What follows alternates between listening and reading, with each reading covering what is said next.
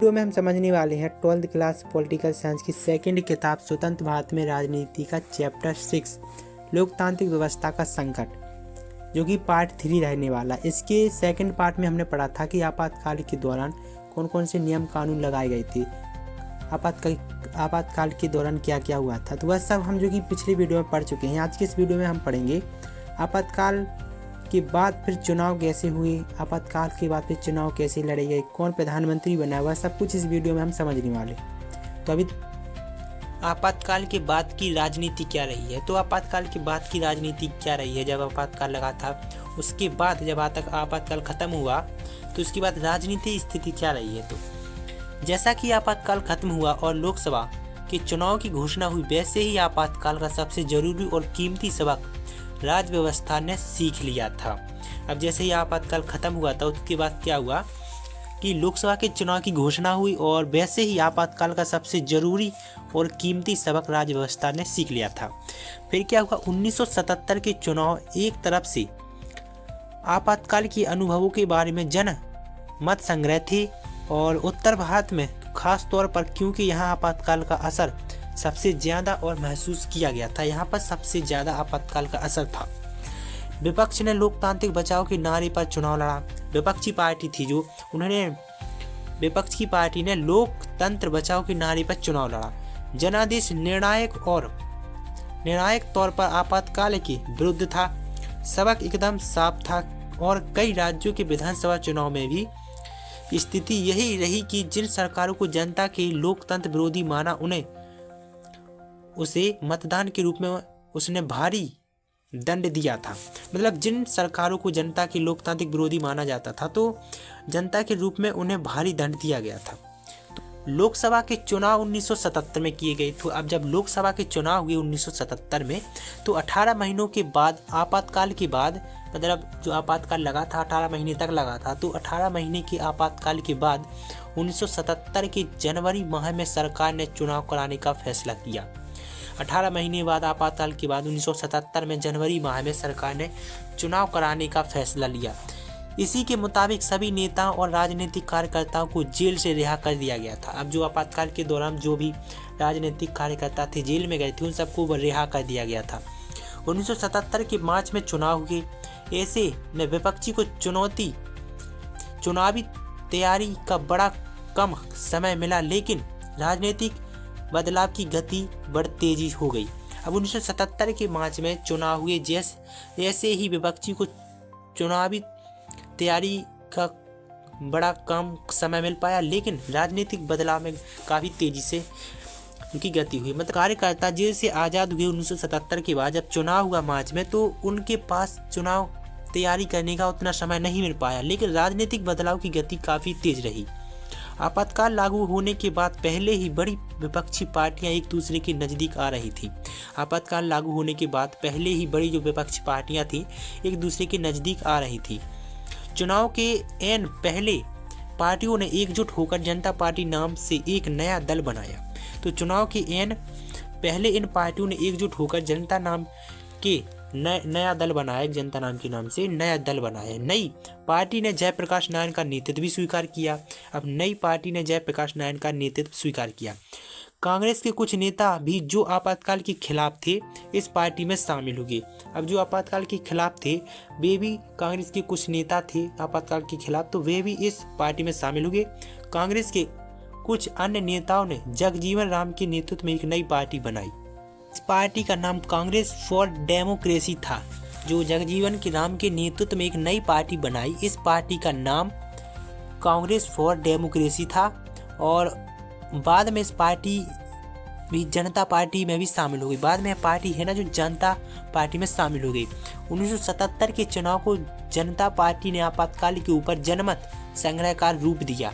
1977 के चुनाव को जनता पार्टी ने आपातकाल के ऊपर जनमत संग्रह का रूप दिया। इस पार्टी ने चुनाव प्रचार में शासन के लोकतांत्रिक चरित्र और आपातकाल के दौरान की गई ज्यादतियों पर जोर दिया। अब चुनाव में जो प्रचार हुए शासन के अलोकतांत्रिक चरित्र और आपातकाल के दौरान की गई ज्यादतियों पर जोर दिया। हजारों लोगों की गिरफ्तारी और प्रेस की सेसफ्री की पृष्ठभूमि में जनमत कांग्रेस के विरुद्ध था। जनता पार्टी के गठन के कारण यह भी सुनिश्चित हो गया कि गैर कांग्रेसी वोट एक ही जगह पड़ेगा। बात बिल्कुल साफ थी कि कांग्रेस के लिए अब बड़ी मुश्किल आ पड़ी थी।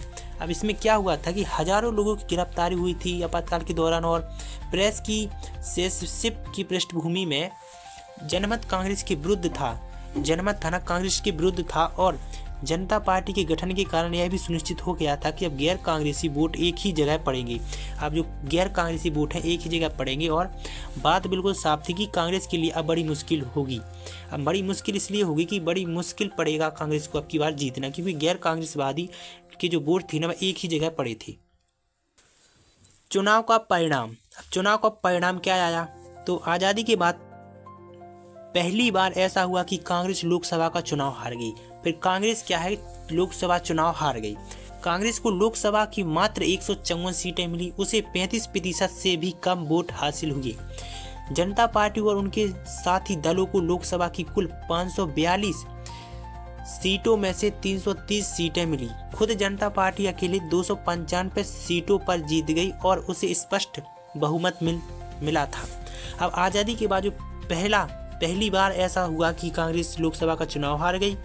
चुनाव के परिणाम के अंतर्गत आज़ादी के बाद पहली बार लोकसभा जो कि कांग्रेस लोकसभा का चुनाव हार गई और कांग्रेस को लोकसभा की मात्र 154 सीटें मिली और उसे 35% से भी कम वोट हासिल हो गए कांग्रेस को।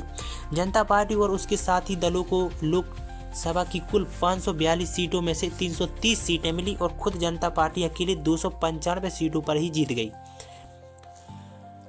और उसे स्पष्ट बहुमत मिल पाया। उत्तर भारत में चुनावी माहौल कांग्रेस के एकदम खिलाफ था। कांग्रेस बिहार, उत्तर प्रदेश, दिल्ली, हरियाणा, पंजाब में एक भी सीट ना पा सकी। अब जो कांग्रेस बिहार, उत्तर प्रदेश, दिल्ली, हरियाणा, पंजाब ऐसे में एक भी सीट नहीं पा सकी कांग्रेस। अब राजस्थान और मध्य प्रदेश में उसे महज एक सीट मिली। इंदिरा गांधी रायबरेली से और उनके पुत्र संजय गांधी अमेठी से चुनाव हार। महाराष्ट्र, गुजरात, उड़ीसा में उसने कई सीटों पर अपना कब्जा बरकरार रखा। इंदिरा गांधी रायबरेली से और उसके पुत्र संजय गांधी अमेठी से चुनाव हार गए। महाराष्ट्र, गुजरात, उड़ीसा में उसने कई सीटों पर अपना कब्जा बरकरार रखा था और दक्षिण भारत के राज्यों में तो एक तरफ से उसकी चुनावी विजय का चक्का बेरोस्ट टोक चला आ रहा था। इसके कई कारण थे।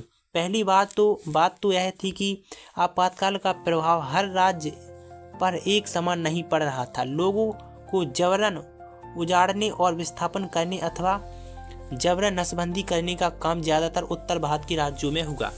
अब जो उत्तर भारत में के राज्यों में जो जबरन कार्य हुआ था नसबंदी का, तो पहली बात तो यह थी कि आपातकाल का प्रभाव हर राज्य पर एक समान नहीं था। कई जगह ज़्यादा पड़ा था आपातकाल का असर, कई राज्यों में कम। तो लोगों को जबरन उजाड़ने और विस्थापन करने और जबरन नसबंदी करने का काम ज़्यादातर उत्तर भारत के राज्यों में हुआ था जो आपातकाल के दौरान चला था।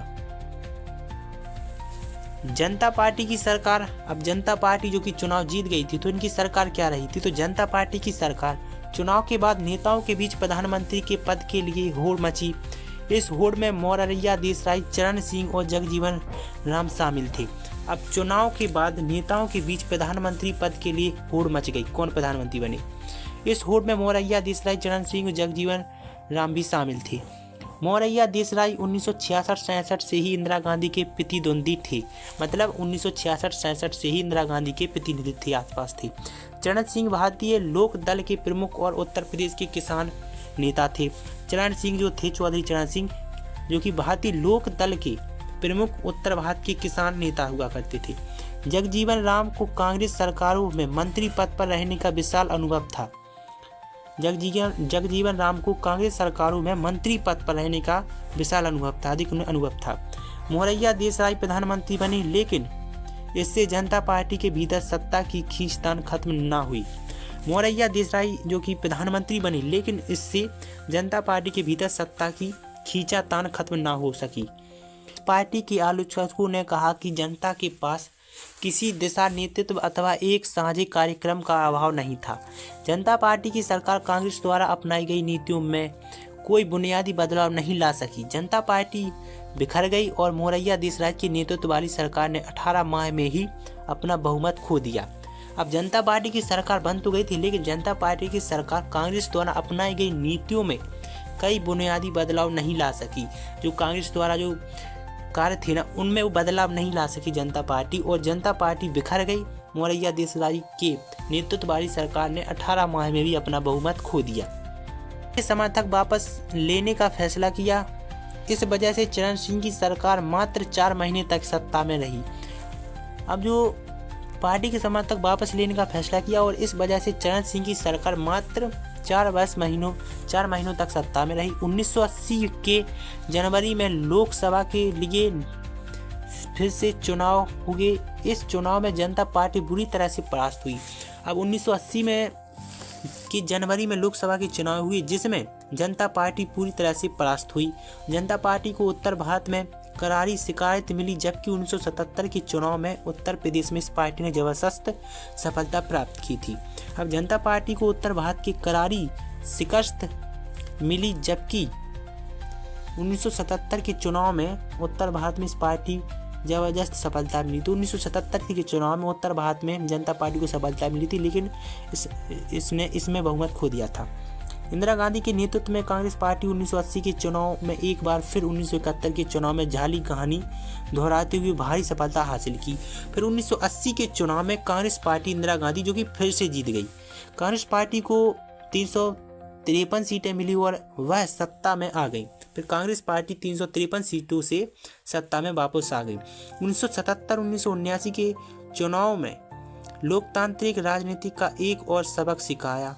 सरकार अगर अस्थिर हो तो उसके भीतर कलश हो तो मतदाता ऐसी सरकार को कड़ा दंड देते हैं। अब 1977 और 1979 के चुनाव ने लोकतांत्रिक राजनीति का एक ऐसा सबक सिखाया कि सरकार अगर अस्थिर हो तो उसके भीतर कलह हो तो मतदाता ऐसी सरकार को दंड दे सकते हैं, कड़ा दंड दे सकते हैं।